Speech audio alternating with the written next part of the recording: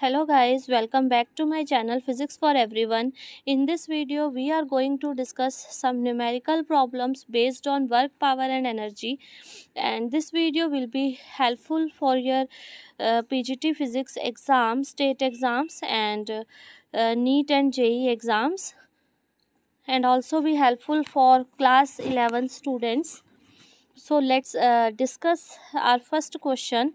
A spherical ball of mass 20 kg is stationary at the top of hill of height 100 metre. ठीक है, एक 100 metre एक हिल है जिसकी हाइट कितनी हमें गिवन है, 100 मीटर गिवन है. एंड एक स्फेरिकल बॉल है जिसका मास 20 kg है. तो वो वहाँ पे स्टेशनरी है, यानी कि वो रेस्ट से स्टार्ट होने वाला है. ठीक है, और वो क्या करता है, रोल करता है, स्मूथ ग्राउंड की तरफ रोल करता हुआ आता है, फिर एक हाइट हिल पे चढ़ता है जिसकी हाइट 30 मीटर है, फिर रोल करता हुआ नीचे आता है. ठीक है, down to the horizontal base, फिर हाइट पे चढ़ता है 20 मीटर.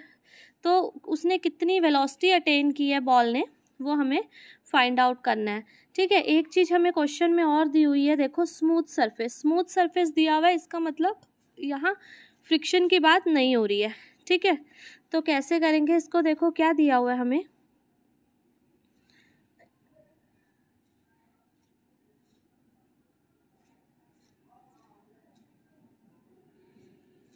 इस टाइप का कुछ.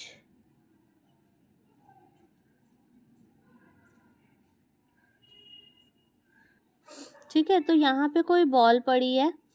ये जो हाइट है ये कितनी है, 100 मीटर हमें गिवन है, 100 मीटर हाइट गिवन है.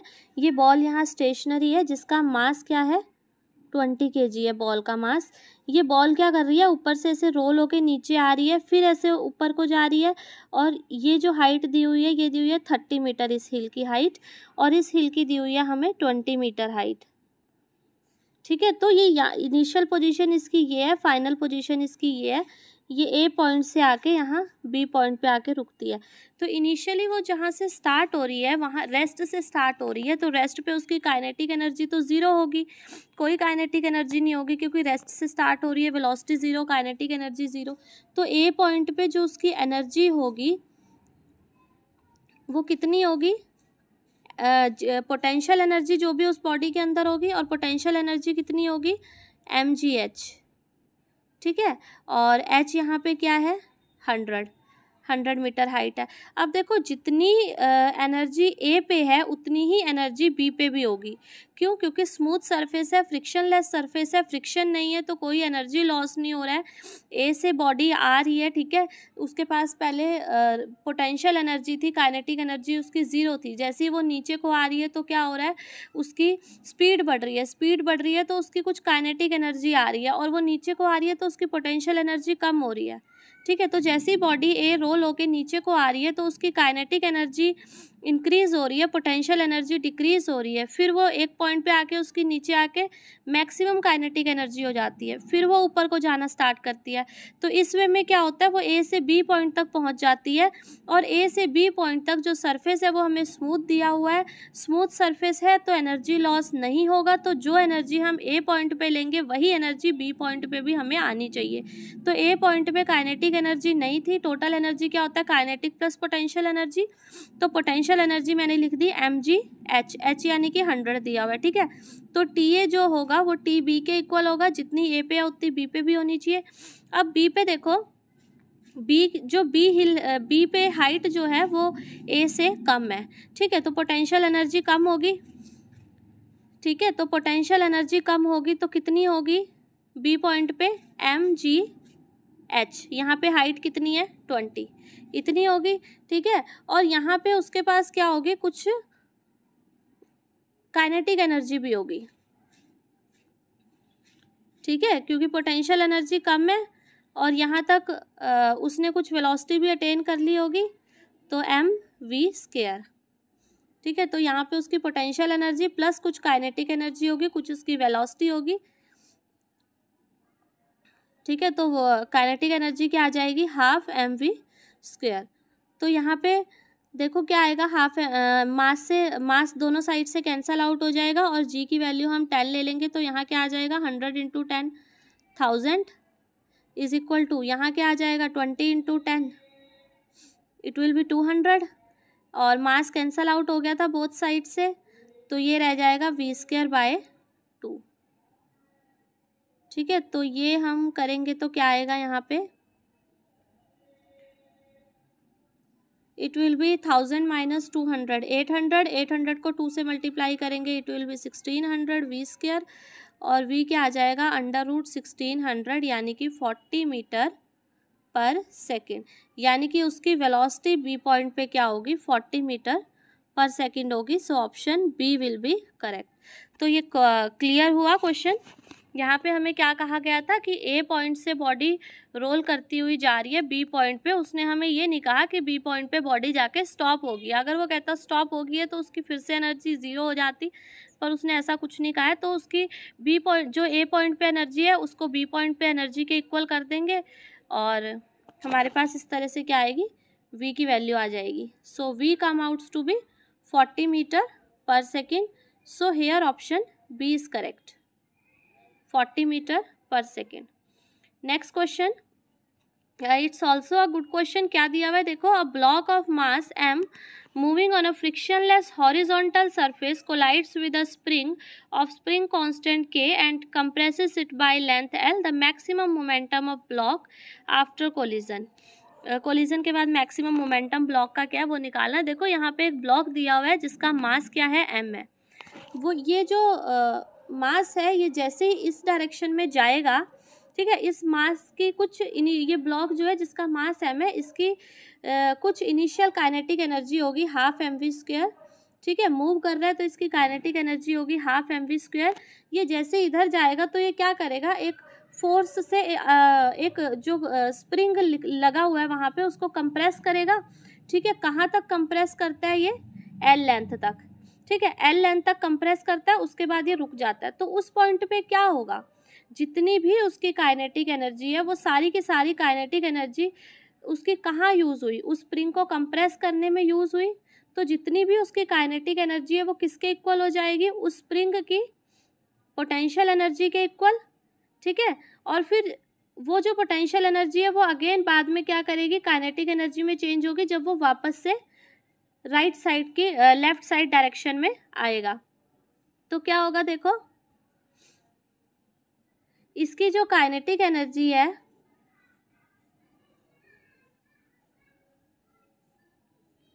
½ mv² किसके इक्वल हो जाएगी, हाफ इसकी जो पोटेंशियल एनर्जी है स्प्रिंग में जो स्टोर्ड है ½ kx² इसके इक्वल हो जाएगी। ठीक है, मास कैपिटल M दिया हुआ है तो यहाँ कैपिटल M यूज़ कर लेते हैं हम। तो ये आ जाएगा mv² is equal to kx²। ठीक है, यहाँ से v² क्या आ जाएगा, kx² डिवाइड बाय m, ये आ जाएगा। और v की वैल्यू क्या आ जाएगी यहाँ से, x √k में m। x यहाँ पे क्या है कि कितना x क्या है कि कितना एक्सटेंशन हुआ है या कितना कंप्रेशन हुआ है उसको हम x बोलते हैं यहाँ पे। तो उसने क्वेश्चन में दिया हुआ है कि कंप्रेस्ड बाय लेंथ l, तो यानी कि x की वैल्यू हमें क्या दी हुई है, l दी हुई है। तो यहाँ पे इसको सब्स्टिट्यूट कर दो, l √k में m, ये आ जाएगा। और हमसे क्वेश्चन में पूछा क्या, the maximum momentum of the block after collision.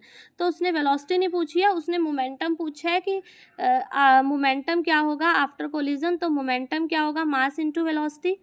तो मास m है उसका, वेलोसिटी हमने फाइंड आउट कर ली k/m। तो ये हमारे पास क्या आ जाएगा,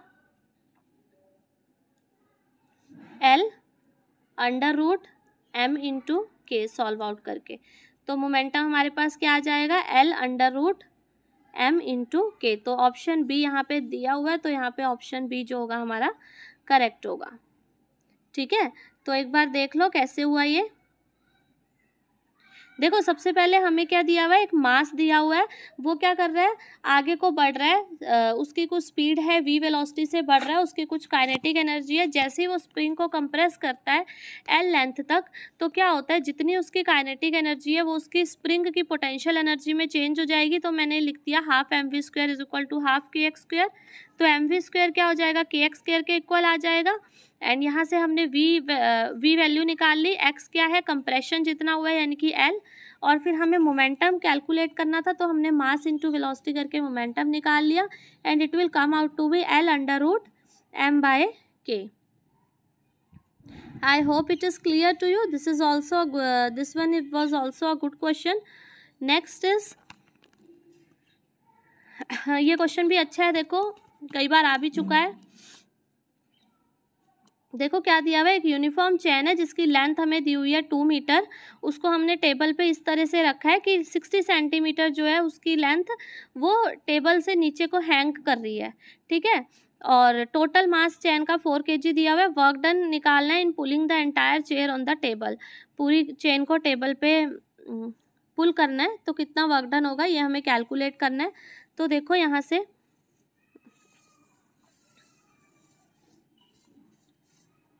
ये टेबल है, सपोज यहाँ पे ऐसे चेन पड़ी है, कुछ पार्ट इसका ऐसे नीचे भी लटका हुआ है, ठीक है। पूरी जो लेंथ है uniform chain of length 2 metre उसने दिया हुआ है। टोटल लेंथ कितनी है 2 मीटर है चेन की, और टोटल मास क्या है 4 kg है, यानी कि 2 मीटर जो लेंथ है चेन, 2 मीटर की जो चेन है उसका मास हमारे पास 4 kg आ रहा है। तो 1 मीटर का क्या आएगा 2 kg आएगा 4/2, ठीक है। और उसने क्या कहा है 60 सेंटीमीटर हैंग हो रही है, 60 सेंटीमीटर यानी कि 0.6 मीटर जो चेन है वो यहाँ पे हैंग हो रही है, ठीक है। और 2 मीटर में से 0.6 माइनस कर दो तो कितना आ जाएगा 1.4, वो यहाँ पे है उसका पार्ट 1.4 मीटर, ठीक है। तो ये क्वेश्चन में दिया हुआ है कि एक चेन है जिसकी टोटल लेंथ क्या है 2 मीटर है, जिसमें से 0.6 मीटर हैंग कर रही है नीचे को और 1.4 ऊपर हॉरिजॉन्टल सरफेस पे पड़ी हुई है, ठीक है। तो और पूरी जो चेन है उसका मास हमें 4 kg दिया हुआ है। तो 2 मीटर चेन का मास 4 kg है, तो 1 मीटर का कितना होगा 2 kg होगा। और ये जो 0.6 मीटर है, 0.6 मीटर जितना लटका हुआ पार्ट है चेन का, उसका मास क्या होगा 2 × 0.6 निकाल लेंगे, कितना आएगा 1.2 kg आ जाएगा, ठीक है 1.2 kg आ जाएगा। तो यानी कि ये जो लटक रही है यहाँ पे चेन, ठीक है, जो हैंग हो रही है उसका मास हमें क्या दिया हुआ है 1.2 kg दिया हुआ है। अब हमें क्या करना है, इस चेन को ऊपर को पुल करना है। तो इसको ऊपर को पुल करने के लिए हमें क्या करना पड़ेगा, कुछ वर्क डन करना पड़ेगा, ठीक है। अब ये जो चेन है इसका वेट जो है वो नीचे डाउनवर्ड डायरेक्शन में एक्ट करेगा, कितना एक्ट करेगा mg एक्ट करेगा, ठीक है। तो यहाँ जो फोर्स आएगा, देखो ये जो चेन है इसका कहीं सेंटर ऑफ मास यहाँ होगा, हमें इस चेन को पुल करना है तो हमें इसके सेंटर ऑफ मास को पुल करना पड़ेगा। अगर हम इसके सेंटर ऑफ मास को पुल कर लेते हैं तो ये पूरी चेन ऊपर आ जाएगी, ठीक है। तो ये सेंटर ऑफ मास, जैसा कि क्वेश्चन में कहा हुआ है कि एक यूनिफॉर्म चेन है तो इसका सेंटर ऑफ मास कहीं ना कहीं सेंटर पे लाई करेगा चेन के।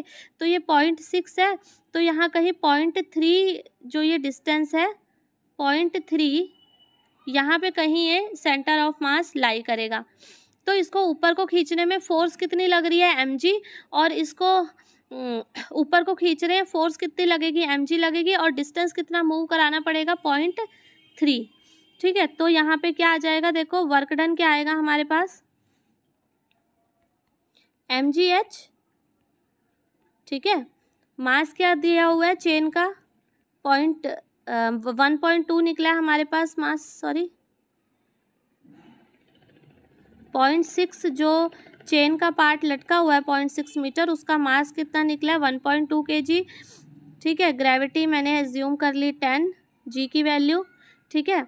हाइट यानी कि कहाँ से कहाँ तक उस चेन को हम लेके जा रहे हैं, तो सेंटर ऑफ मास का कितना था 0.3 था, तो इट विल बी 3/10। तो ये क्या आ जाएगा 4.8 जूल। तो 4.8 जूल का, एक मिनट क्या, सॉरी ये आएगा ये 3.6 जूल, 12 3 जा 36, तो इट विल बी 3.6 जूल। तो क्या आंसर आएगा 3.6 joule. B option is correct here. So B option यहाँ पे आ जाएगा हमारे पास, ठीक है। तो सिंपली हमें इस टाइप का जब भी क्वेश्चन आए कि हमें चेन दी हुई है, हाफ वो बाहर लटकी हुई है वर्टिकल डायरेक्शन में, ठीक है, और हाफ टेबल के ऊपर पड़ी है, तो हमें सबसे पहले क्या करना है, जितना पार्ट उस चेन का नीचे को हैंग हो रहा है उस पार्ट की हमें मास निकालना है, मास पर यूनिट लेंथ करके उस पार्ट का मास निकालना है। एक बार हमें मास मिल जाएगा फिर हमें उसको ऊपर को खींचने के लिए वर्क डन कितना करना पड़ता है, mgh करना पड़ता है। और जो हाइट हम लेंगे यहाँ पे वो क्या लेंगे, सेंटर ऑफ मास पॉइंट जहाँ पे आएगा उसकी हाइट, ठीक है, तो वो 0.3 आ रहा है यहाँ पे। तो ये सिंपली इस ट्रिक से ये क्वेश्चन हो जाएगा, ऊपर को खींच के 3.6 जूल इसका आंसर आ जाएगा। Now next question is a particle is acted upon by a force of constant magnitude which is always perpendicular to velocity of a particle. अब इसमें देखो क्या दिया हुआ है, जो फोर्स है that is always perpendicular to velocity vector दिया हुआ है, ठीक है। तो इसने कहा है कि चारों में से ऑप्शन बताने कौन सा सही है। तो एक्सेलरेशन कांस्टेंट होगी, नहीं हो सकती, एक्सेलरेशन कांस्टेंट नहीं हो सकती, वेलोसिटी वेरी कर रही है, वेलोसिटी भी कांस्टेंट नहीं है, मूव्स इन स्ट्रेट लाइन ये भी नहीं हो सकता। फर्स्ट होगा ये काइनेटिक एनर्जी कांस्टेंट होगी, ठीक है।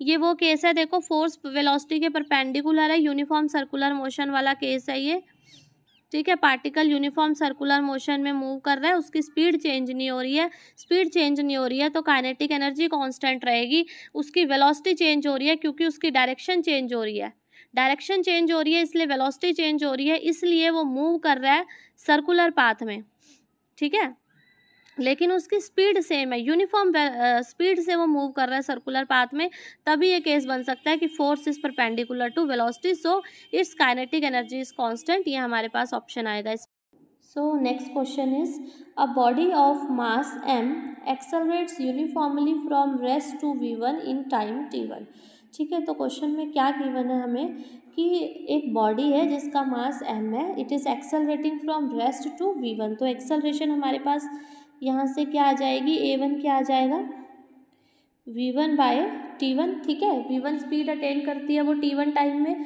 तो acceleration will be v1 by t1 and the instantaneous power delivered to the body as a function of time is, तो टाइम पावर कितनी डिलीवर हो रही है वो हमें कैलकुलेट करनी है। पावर क्या होता है, फोर्स इंटू वेलोसिटी, फोर्स क्या होएगा, मास इंटू एक्सेलरेशन, और वेलोसिटी क्या होएगी,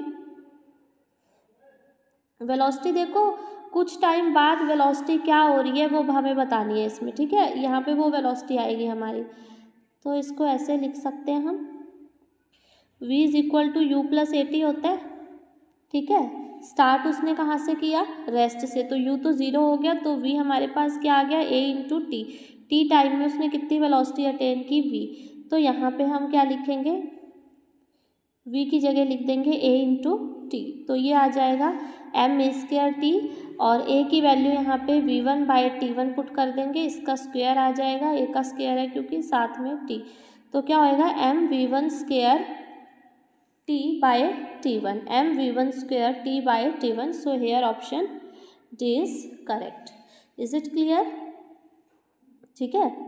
t1 टाइम में उसने v1 वेलोसिटी अटेन की, तो एक्सेलरेशन a1 आ गया v1 बाय टी, और v वेलोसिटी वो कितने किसी भी टाइम t में वो जो वेलोसिटी अटेन कर रहा है वो है v, तो यहाँ t और t1 में कंफ्यूज नहीं होना, t टाइम जो है वो v वेलोसिटी के लिए है और t1 time v1 velocity attain करने के लिए है। Now moving to our next question, A particle moves in a straight line with a retardation proportional to displacement। Retardation क्या होता है, देखो सबसे पहले उसने कहा है एक स्ट्रेट लाइन में पार्टिकल मूव कर रहा है, retardation proportional to displacement. Retardation हम बोलते हैं नेगेटिव एक्सेलरेशन को, तो नेगेटिव एक्सेलरेशन जो है that is proportional to displacement. It is given in question, उसने कहा है it's loss of kinetic energy for any displacement x is proportional to loss of kinetic energy, we have to calculate. So इसको हम थोड़ा further करेंगे तो ये a को माइनस एक्स के इक्वल लिख सकते हैं, ठीक है, तो a को हम माइनस एक्स के इक्वल लिख सकते हैं। एक्सेलरेशन जो है वो रिटार्डेशन माइनस एक्स के डायरेक्टली प्रोपोर्शनल थी, तो प्रोपोर्शनलिटी साइन हटा के कांस्टेंट लगा लिया k, a will be equal to minus x. a को हम क्या लिख सकते हैं, देखो dv बाई dt लिख सकते हैं, ठीक है, a को हम क्या लिख देंगे, dv बाई dt लिख देंगे। Rate of change of velocity यही होता है acceleration, is equal to minus k x. Further हमने क्या किया, इसको dx से डिवाइड कर दिया और dx से मल्टीप्लाई कर दिया, ठीक है, राइट साइड सेम रहेगी। तो यहाँ क्या बन गया देखो, dx बाई dt को v लिख दिया और साथ में आ गया dv, और ये dx राइट साइड पे चला गया, क्या आ जाएगा, kx dx, ठीक है। तो यहाँ से ये क्या हमारे पास आ जाएगा देखो, integrate both side, v dv is equal to kx dx। अब वेलोसिटी कहाँ से कहाँ तक चेंज हो रही है, u से v तक चेंज हो रही है, लेट से कि u से v तक चेंज हो रही है। तो यहाँ पे हमने v का इंटीग्रेशन किया तो क्या आएगा, v स्क्वायर बाई 2, और लिमिट्स पुट कर दी u से v तक। यहाँ क्या किया हमने, राइट साइड पे माइनस के x का इंटीग्रेशन किया, it will come out to be x square by 2। Now upper limit और लोअर लिमिट पुट की और दोनों साइड, बोथ साइड m से मल्टीप्लाई कर दिया, तो हमारे पास ये आ गया m v square by 2 minus u square by 2 is equal to minus k x square by 2 into m. So अब देखो यहाँ पे क्या बन रहा है, ये हाफ एम वी स्क्वायर यानी कि फाइनल काइनेटिक एनर्जी, और m u square by 2 half m u square यानी कि initial kinetic energy. Kinetic energy final minus kinetic energy initial, क्या यही होगा लॉस इन काइनेटिक एनर्जी। तो लॉस ऑफ काइनेटिक एनर्जी किसके इक्वल आया, इसके इक्वल आया। यहाँ पे देखो k कांस्टेंट है, 2 कांस्टेंट है, मास बॉडी का कांस्टेंट है, तो ये किसके डायरेक्टली प्रोपोर्शनल आ रहा है, एक्स स्क्वायर के, यानी कि जो हमारा लॉस ऑफ काइनेटिक एनर्जी है that will be directly proportional to x square if you consider acceleration is directly proportional to retardation. So क्या आएगा, लॉस जो होगा वो एक्स स्क्वायर के इक्वल होगा, ठीक है। तो it will come out to be x square, इसका आंसर क्या आएगा, एक्स स्क्वायर आ जाएगा। I hope it is clear to you. Next question,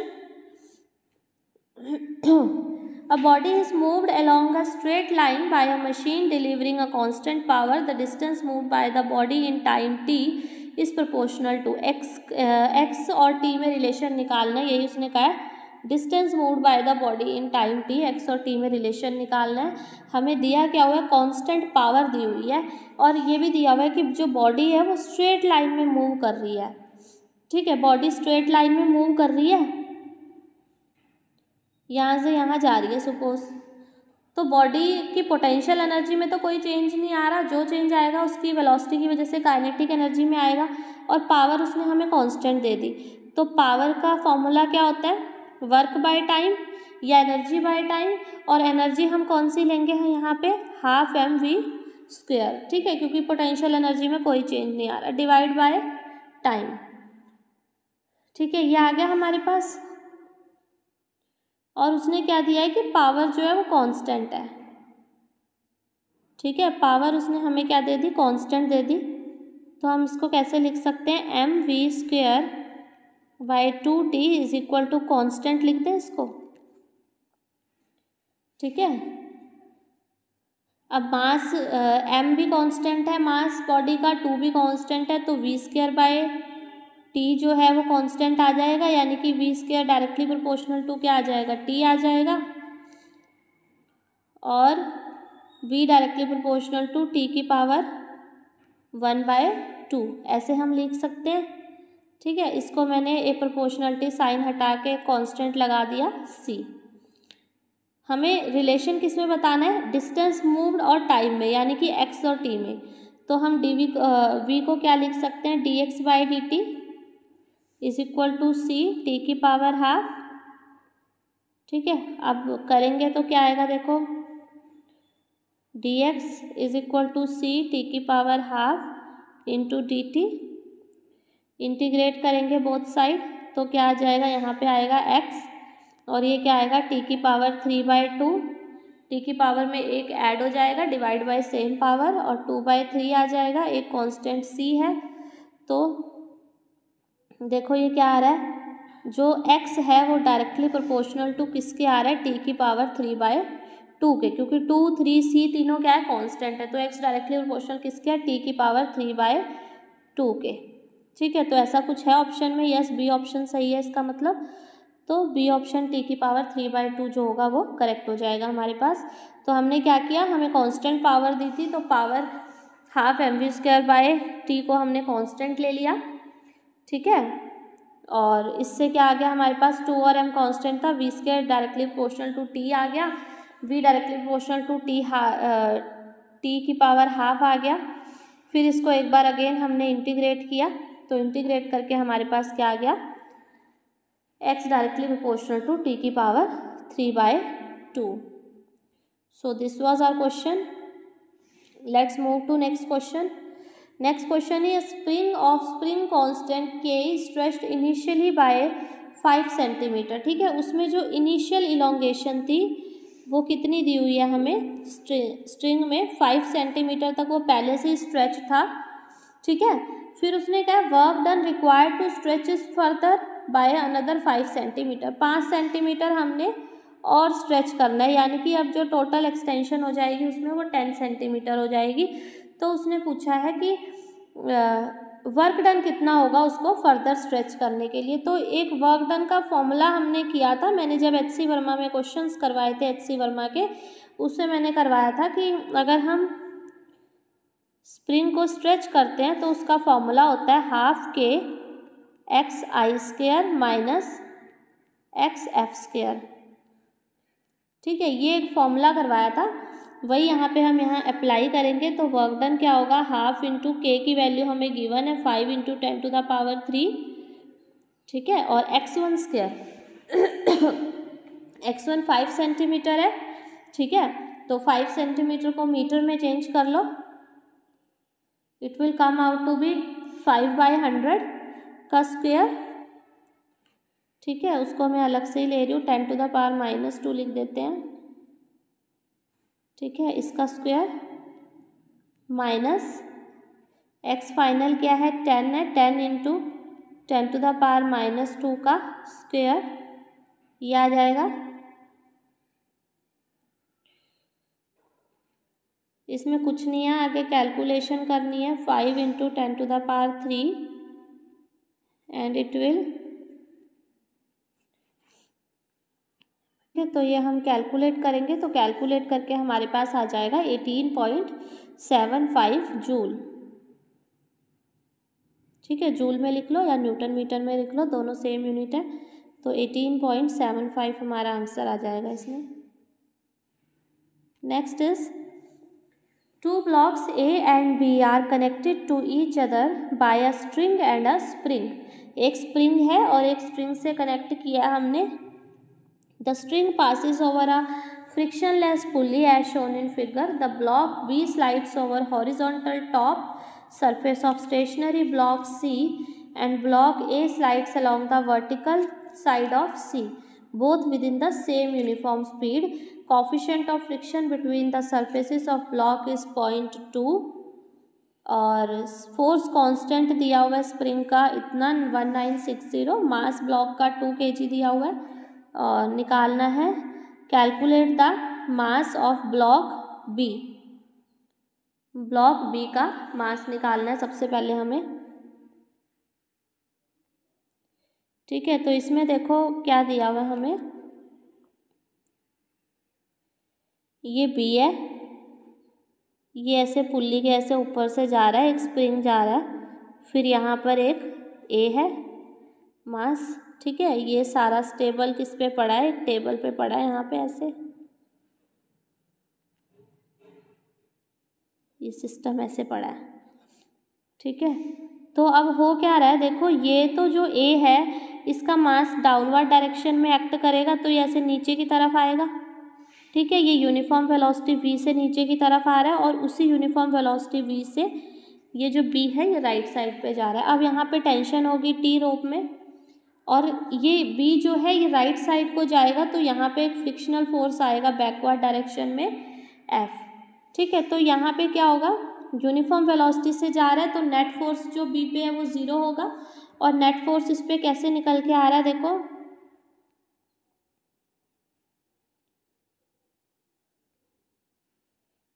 net force आ रहा है इस पे T minus F is equal to 0। तो T क्या आएगा, F के इक्वल आएगा। F क्या है, फ्रिक्शनल फोर्स है B पे। फ्रिक्शनल फोर्स का फॉर्मूला क्या होता है, म्यू इंटू आर, और आर को नॉर्मल रिएक्शन आर को कौन बैलेंस करेगा, B का वेट यानी कि mg, तो mb मास इंटू जी। तो टी यहाँ से आ गया हमारे पास म्यू एम बी इंटू जी। ठीक है, तो यहाँ से टेंशन हमारे पास कैलकुलेट होगी। और अब ए वाली स्प्रिंग में देखो, ए वाले में क्या होगा, ए भी नीचे को आ रहा है वी वेलोसिटी से, यूनिफॉर्म वेलोसिटी से आ रहा है, तो ए पे भी नेट फोर्स 0 होगा। ए पे नीचे की डायरेक्शन में फोर्स कौन सा लग रहा होगा, एम ए इंटू जी। ठीक है, और वही ऊपर टेंशन कह लो या के एक्स जो स्प्रिंग कांस्टेंट है उसके इक्वल होगा, वही ऊपर टेंशन होगी टी। तो यहाँ से क्या करेंगे, हम इन दोनों इक्वेशंस को इक्वेट कर सकते हैं। तो हमारे पास क्या आ जाएगा, mu m B g it will come out to be m A into g, इसके इक्वल आ जाएगा, जी से जी कैंसिल हो जाएगा।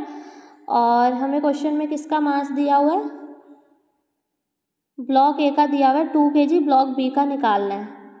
ठीक है, तो ब्लॉक बी का निकालना है, ब्लॉक ए का 2 kg मास दिया हुआ है, तो ऐसे आ जाएगा, ब्लॉक बी का मास निकालना है हमें।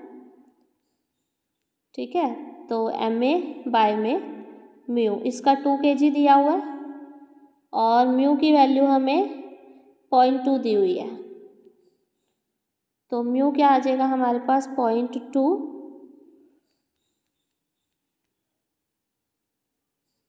ठीक है, तो हमारे पास जो ब्लॉक बी है उसका मास हमारे पास क्या आ जाएगा, 10 kg आ जाएगा। So this will be the block of mass g. ठीक है, तो क्या हुआ, देखो क्या किया हमने, ये ब्लॉक बी था, ये राइट साइड को जाएगा वी वेलोसिटी से, वी एक यूनिफॉर्म वेलोसिटी है, यूनिफॉर्म वेलोसिटी से ये राइट डायरेक्शन में ट्रैवल कर रहा है। इसका मतलब क्या है कि इस पे नेट फोर्स 0 है, क्योंकि यूनिफॉर्म वेलोसिटी से जा रहा है। इस पे नेट फोर्स होगा कितना, राइट साइड में टी, लेफ्ट साइड में फ्रिक्शनल फोर्स होगा एफ, तो टी माइनस एफ 0 के इक्वल हो जाएगा। तो टी किसके इक्वल आ जाएगा, एफ के इक्वल। एफ क्या है, फ्रिक्शनल फोर्स है जो किसके इक्वल होता है, म्यू आर के इक्वल होता है, और आर को बैलेंस करेगा एम जी, तो म्यू एम बी जी। और राइट साइड पे अगर ए पे देखें, ए का फ्री बॉडी डायग्राम बनाए, तो ए पे क्या होगा, एक नीचे को उसका डाउनवर्ड फोर्स एक्ट करेगा, उसका वेट एक्ट करेगा नीचे को, और ऊपर की डायरेक्शन में टेंशन, तो T is equal to m A g होगा। दोनों तरफ दोनों इक्वेशंस को हमने क्या किया, इक्वेट कर लिया, और हमारे पास बी ब्लॉक का मास निकल गया। तो इस टाइप से हमें ये क्वेश्चन करना था। I hope it is clear to you. Now moving to our next question.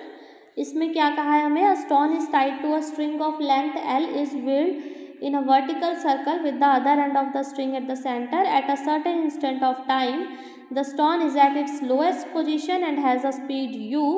The magnitude of its change in velocity as it reaches to position where the string is horizontal is. तो इसमें देखो क्या करना है, देखो एक string है जिसकी लेंथ एल है। ठीक है, जब ये जो लोएस्ट, ये ऐसे घूम रही है ऐसे, तो ऐसे वर्टिकल सर्कल ऐसे बना रही है। ठीक है, तो ये जो लोएस्ट पॉइंट पे इसकी स्पीड है वो क्या है, u है।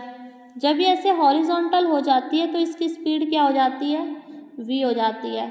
तो हमें ये जो स्पीड है इसमें डिफरेंस निकालना है, यानी कि v माइनस u वेक्टर का मैग्नीट्यूड निकालना है। इन दोनों में जो स्पीड है उनमें डिफरेंस निकालना है, ये हमें कैलकुलेट करना है।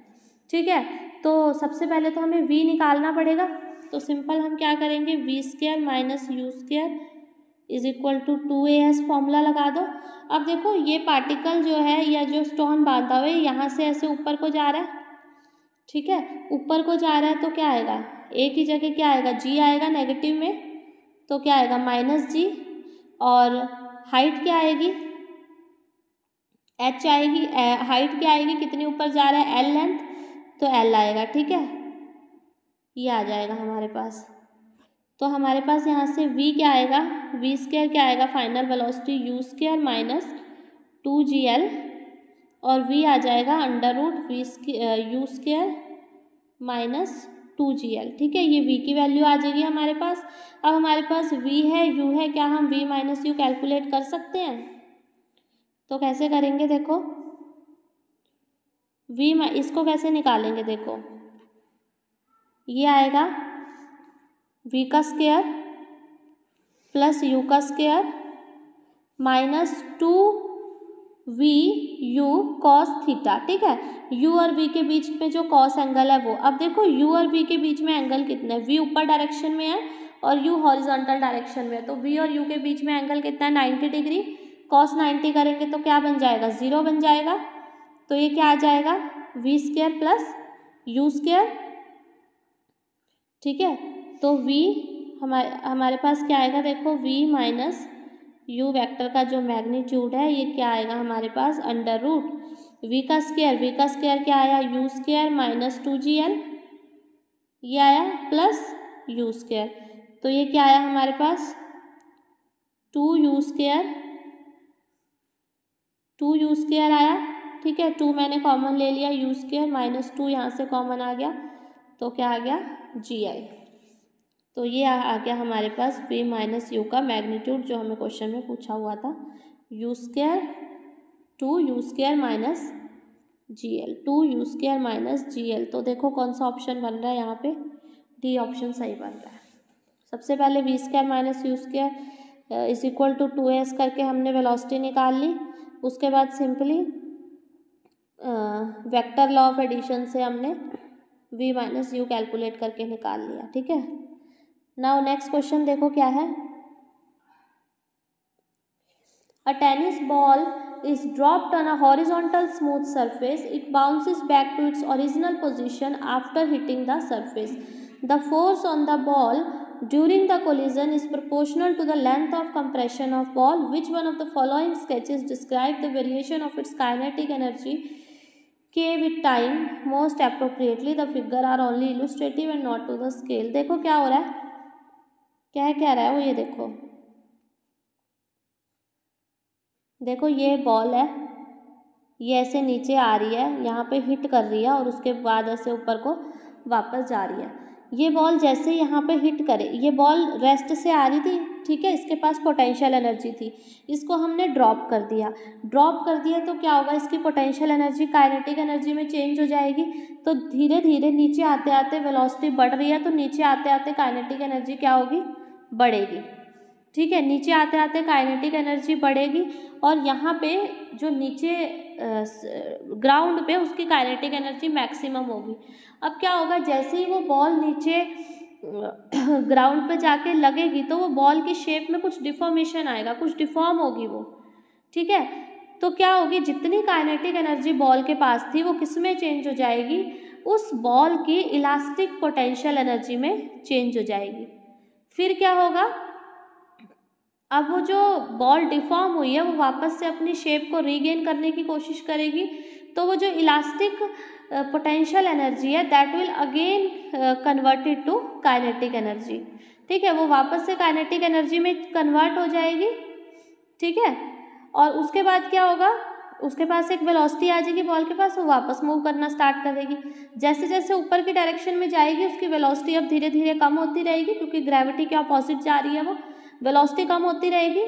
ठीक है, और एक टाइम वेलोसिटी कम होगी तो काइनेटिक एनर्जी भी कम होगी, तो धीरे धीरे उसकी काइनेटिक एनर्जी कम होगी और एट लास्ट वो 0 हो जाएगी। अब देखो काइनेटिक एनर्जी में चेंज आ क्या रहा है, काइनेटिक एनर्जी होता क्या है, हाफ mv स्क्वायर। ठीक है, हाफ mv स्क्वायर होता है काइनेटिक एनर्जी। नीचे आते हुए v ने कितना चेंज किया,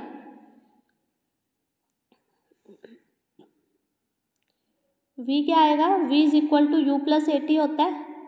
ठीक है, u तो 0 था, तो नीचे आते हुए g, एक्सेलरेशन g हो जाएगी, तो v gt हो गया। तो काइनेटिक एनर्जी क्या आ जाएगी, हाफ mv स्क्वायर यानी कि g स्क्वायर और t स्क्वायर, यानी कि काइनेटिक एनर्जी जो है वो डायरेक्टली प्रोपोर्शनल टू क्या आ रही है, t स्क्वायर। ठीक है, तो इसको हम ऐसे कह सकते हैं, t कहाँ है, y एक्सिस पे है हमारे पास और काइनेटिक एनर्जी x एक्सिस पे, तो ये 4ax y स्क्वायर 4ax इस टाइप का कुछ ग्राफ बन रहा है। मतलब ये जो ग्राफ आएगा ये पैराबोला टाइप आएगा हमारा। ठीक है, तो इसमें देखो सबसे पहले कि पैराबोला आ किस में रहा है, पैराबोला आ रहा है हमारा c और b दो फिगर में आ रहा है, b और c दो फिगर में। अब देखो सबसे तो दोनों में से एक ही सही हो सकता है, या b या c। अब देखो काइनेटिक एनर्जी एक बार तो बढ़ेगी मैक्सिमम, जब वो ग्राउंड पे जा रहा है तो उसकी काइनेटिक एनर्जी मैक्सिमम होगी। उसके बाद क्या होगा, उसकी काइनेटिक एनर्जी धीरे धीरे 0 हो जाएगी, क्योंकि उसकी काइनेटिक एनर्जी किस में चेंज होगी, इलास्टिक पोटेंशियल एनर्जी में। तो यहाँ पे जो सी ग्राफ है इसमें देखो कांस्टेंट आ रहा है ऊपर, ठीक है, तो यहाँ ज़ीरो नहीं हो रही है, तो ये ऑप्शन गलत है। तो यहाँ पे देखो बी ऑप्शन में ये देखो काइनेटिक एनर्जी धीरे धीरे कम हो रही है, ग्राफ नीचे को जा रहा है, टी पॉइंट पे ज़ीरो आ रहा है, फिर एक बार काइनेटिक एनर्जी बढ़ रही है उसकी, ठीक है। जब वो elastic potential energy again kinetic energy में चेंज हो रही होगी तो ये बढ़ रही है, उसके बाद फिर जैसे ही वो ऊपर जाना स्टार्ट करेगा उसकी काइनेटिक एनर्जी स्लो होनी स्टार्ट हो जाएगी और वो धीरे धीरे यहाँ पे आके ज़ीरो हो जाएगी। तो इसका ऑप्शन जो बनेगा वो ऑप्शन बी बनेगा। So option B will be correct here. I hope ये क्वेश्चन आप लोगों को क्लियर होगा। नेक्स्ट देखो, नेक्स्ट क्वेश्चन जो है इसी टाइप का मैंने एक क्वेश्चन अब भी कराया है जिसमें हमें वैल्यूज गिवन थी कि कितना मास 0.6 की जो चेन थी वो हैंग कर रही थी 0.6 मीटर की। इसमें हमें सिंपल एम और एल के टर्म्स में दिया हुआ है। ये कोई ऐसे चेन है, ऐसी बना रही हूँ मैं रफली, ठीक है। तो इसकी पूरी की लेंथ एल है, पूरी का मास एम है, ठीक है। एल लेंथ की चेन है जिसका मास क्या है, एम है। तो 1 मीटर का क्या होगा, एम बाई एल। और उसने क्या कहा है, 1/3 ऑफ लेंथ इज हैंगिंग, यानी कि L/3 जो है वो ऐसे हैंग हो रही है, L/3 जो है वो हैंग हो रही है, ठीक है। तो L/3 का मास कितना हो जाएगा, m/l इंटू L/3। तो इस वाले पार्ट का मास कितना हो गया हमारे पास, m/3, ठीक है। और इसका मिड पॉइंट अगर हमें निकालना होगा तो सेंटर ऑफ मास पॉइंट कैसे निकालेंगे, L/3 का हाफ कर देंगे तो कितना लगेगा, थोड़ा फास्ट करवा रही हूँ, mgh। m क्या था हमारे पास, m/3 इंटू जी, और सेंटर ऑफ मास से क्या होएगा, L/3 इंटू 2, ठीक है। तो ये क्या आ जाएगा, mgl, और नीचे क्या है, 3 3 ज़ा 9, 9 2 ज़ा 18, तो mgl/18 इसका आंसर आ जाएगा, mgl/18, ठीक है। ये क्वेश्चन आपने किया हुआ था तो इसलिए थोड़ा मैंने जल्दी करा दिया। नेक्स्ट देखो, a block of mass 2 kg is free to move along the x axis. X axis के अलोंग मूव कर रहा है एक ब्लॉक है जिसका मास गिवन है हमें 2 kg, ठीक है। It is at rest, rest से स्टार्ट कर रहा है from t0 onward. It is subjected to time dependent force in x direction, ft varies with t। ft का ग्राफ दिया हुआ है, देखो काइनेटिक एनर्जी ब्लॉक की पूछी है आफ्टर 4.5 सेकेंड, ठीक है। तो ये देखो ft ग्राफ से हमारे पास क्या निकलेगा, इम्पल्स निकल सकता है, और इम्पल्स क्या होता है, चेंज इन मोमेंटम होता है, और मोमेंटम आ जाएगा तो हम काइनेटिक एनर्जी इजीली कैलकुलेट कर सकते हैं। तो सबसे पहले तो हम क्या करेंगे, इस ग्राफ से एरिया निकाल लेंगे। देखो क्या एरिया निकलेगा, ये जो मैंने शेडेड पार्ट किया है इसका एरिया क्या निकलेगा, half base into height, base क्या है 3 और हाइट क्या है 4, तो ये आ जाएगा 6, ठीक है। तो 6 ये वाला एरिया आ गया। और ये अब देखो ये वाला एरिया जो सेकंड नीचे को जो ग्राफ है उसका एरिया क्या आएगा, हाफ, बेस क्या है यहाँ पे 1.5 है, इंटू हाइट क्या होगी, देखो यहाँ पे 3 था तो कितनी थी, 4 थी, यहाँ 3 का हाफ हो गया 1.5 होगी, तो ये 4 नीचे ये जो है ये सिमेट्रिकली 4 का हाफ हो जाएगा यानी कि 2 हो जाएगा, तो ये क्या आएगी 1.5 आएगी। तो ये एरिया पॉजिटिव में है ऊपर वाला, और एक्स एक्सिस से नीचे वाला जो एरिया है वो नेगेटिव में है, तो टोटल एरिया क्या आ जाएगा 6 माइनस 1.5। और ये जो एरिया निकला है ft ग्राफ से ये किसके इक्वल होगा, मोमेंटम के इक्वल होगा, चेंज इन मोमेंटम के इक्वल, ठीक है। कितना निकला है ये देखो,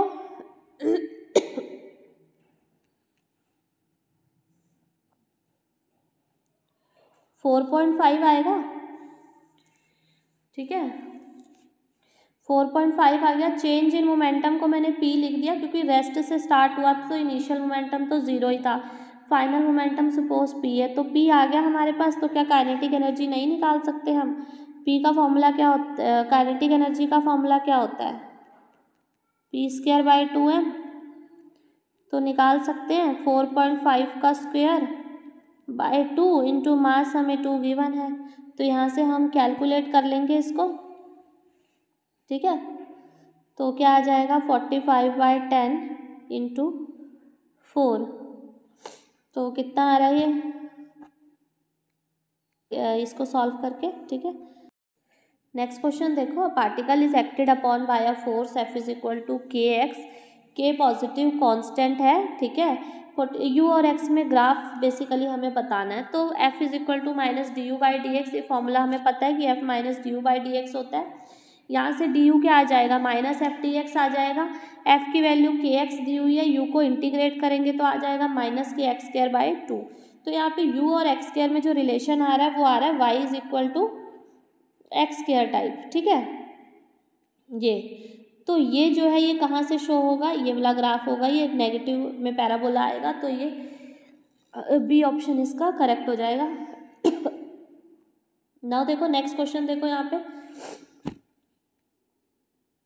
if W1, W2 and W3 represent the work done in moving a particle from A to B along three different paths 1, 2 and 3 respectively in the gravitational field of a point mass, find the correct relation between W1, W2 and W3। तो एक particle को हम तीन path से लेके जा रहे हैं बी पॉइंट पे, फर्स्ट पाथ ये है, सेकंड ये है, थर्ड ये है।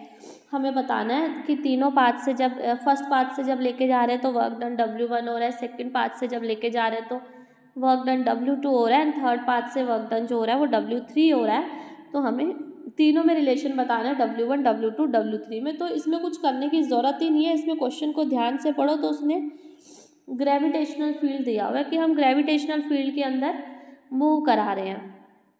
तो ग्रेविटेशनल फील्ड क्या है, एक टाइप का कंजर्वेटिव फील्ड है, और जो कंजर्वेटिव फील्ड होते हैं वहाँ पे वर्क डन जो होता है वो चाहे कंजर्वेटिव फील्ड फोर्स की वजह से जो वर्क डन होगा वो भी कंजर्वेटिव होगा, और उसमें क्या होता है कि वो पाथ इंडिपेंडेंट होता है, वो ओनली इनिशियल और फाइनल पोजीशन पे डिपेंड करता है। तो चाहे आप 1 से ले जाओ, 2 से ले जाओ या 3 से ले जाओ, वर्क डन की जो वैल्यू आएगी it will be equal, so W1 will be equal to W2 equal to W3। Now next question देखो, लास्ट क्वेश्चन है इस सेशन का। एक आइडियल स्प्रिंग दिया हुआ है with spring constant K is hung from the ceiling and a block of mass M is attached to its lower end. ये ऐसे स्प्रिंग है, इसको एक ब्लॉक जिसका मास M से अटैच कर दिया इसके साथ। The mass is released with a spring, इसको ऐसे नीचे को रिलीज कर दिया, इनिशियली अनस्ट्रेच था वो, तो मैक्सिमम एक्सटेंशन जो स्प्रिंग में आएगा तो वो हमसे पूछा है। देखो इसमें क्या है, जब हम इसको नीचे को छोड़ देंगे, रिलीज कर देंगे मास को, तो क्या होगा, नीचे की डायरेक्शन में एक वर्क डन होगा, ठीक है। और वो वर्क डन कितना होगा, mg, और एक्सटेंशन सपोज x एक्सटेंड हुआ है तो सपोज x इतना एक्सटेंड होगा, और ये किसके इक्वल होगा, इसकी जितनी पोटेंशियल एनर्जी है स्प्रिंग की इसके इक्वल, ठीक है। तो ये यहाँ से क्या होगा, देखो x से x कैंसल आउट हो जाएगा और x की वैल्यू क्या आ जाएगी 2mg बाय में k।